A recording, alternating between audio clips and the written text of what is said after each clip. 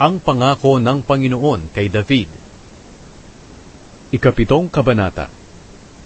Nang manirahan si Haring David sa kanyang palasyo, binigyan ng kapayapaan ng Panginoon ang kaharian niya. Hindi siya sinasalakay ng mga kalaban niya.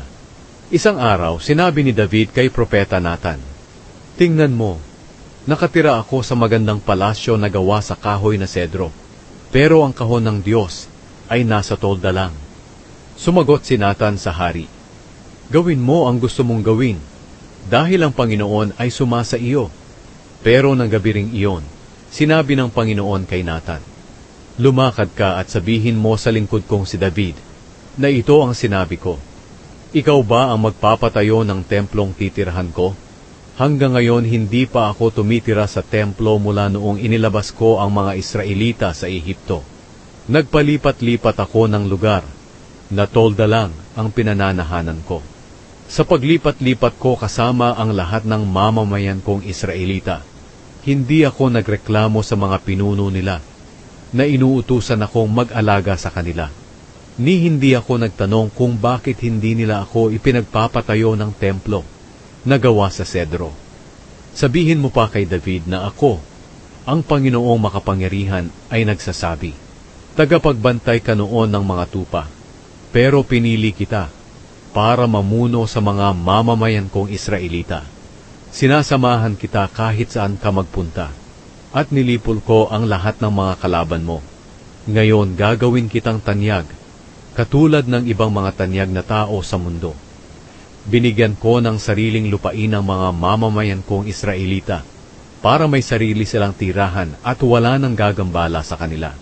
Hindi na sila aapihin ng masasamang tao gaya ng dati, mula nang maglagay ako ng mga pinuno sa mga mamamayan kong Israelita. Magiging payapa ang paghahari mo, at wala nang kalaban na sasalakay sa iyo. Ako ang Panginoon ay nagsasabi sa iyo na hindi mawawala ng maghahari galing sa angkan mo. Kapag namatay ka at ilibing kasama ng mga ninuno mo, ipapalit ko sa iyo ang isa sa mga anak mo, at patatatagin ko ang kaharian niya. Siya ang magpapatayo ng templo para sa karangalan ng aking pangalan, at titiyakin ko na ang kanyang angkan ang maghahari magpakailanman. Kikilalanin niya akong ama, at kikilalanin ko siyang anak. Kung magkakasala siya, didisiplinahin ko siya gaya ng pagdidisiplina ng isang ama sa kanyang anak. Pero hindi magbabago ang pagmamahal ko sa kanya, hindi gaya ng ginawa ko kay Saul, na pinalitan mo bilang hari. Magpapatuloy ang paghahari mo magpakailanman. Ganoon din ang paghahari ng iyong angkan." Isinalaysay ni Nathan kay David ang lahat ng ipinahayag ng Diyos sa kanya. Ang panalangin ni David. Pagkatapos, pumasok si David sa tolda kung saan naroon ang kahon ng kasunduan. Umupo siya roon sa presensya ng Panginoon at nanalangin, "O Panginoong Diyos, sino po ako at ang pamilya ko, at pinagpala niyo ng ganito?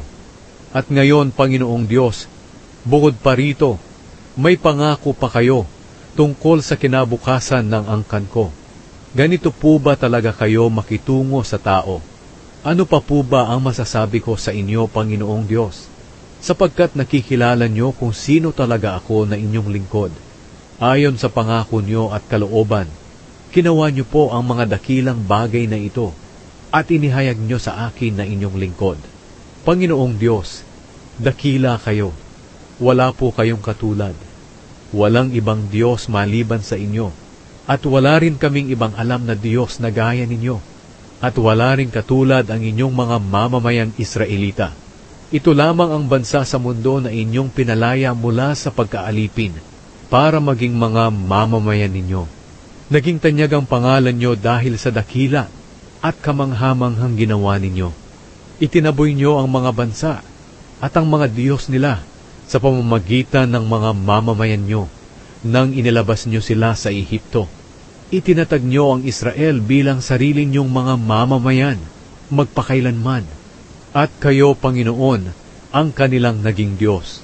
At ngayon, Panginoong Diyos, tuparin po ninyo ang ipinangako niyo sa akin na inyong lingkod, at sa angkan ko, para maging tanyag kayo magpakailanman. At sasabihin ng mga tao, ang Panginoong makapangyarihan ang Diyos ng Israel, at ang sambahayan ko ay patuloy na maglilingkod sa inyo magpakailanman. Panginoong makapangyarihan, Diyos ng Israel, malakas po ang loob ko na manalangin sa inyo ng ganito, dahil ipinahayag nyo sa akin na inyong lingkod, na patuloy na manggagaling sa aking angkan ang magiging hari ng Israel. Panginoong Diyos, tunay ngang kayo ang Diyos. Ipinangako nyo sa akin na inyong lingkod ang mabubuting bagay na ito, at tapat kayo sa mga pangako ninyo. Nawa po'y ikalugod nyo na pagpalain ang sambahayan ko, para magpatuloy silang manahan sa inyong presensya magpakailanman. Dahil ito po ang ipinangako nyo, Panginoong Diyos.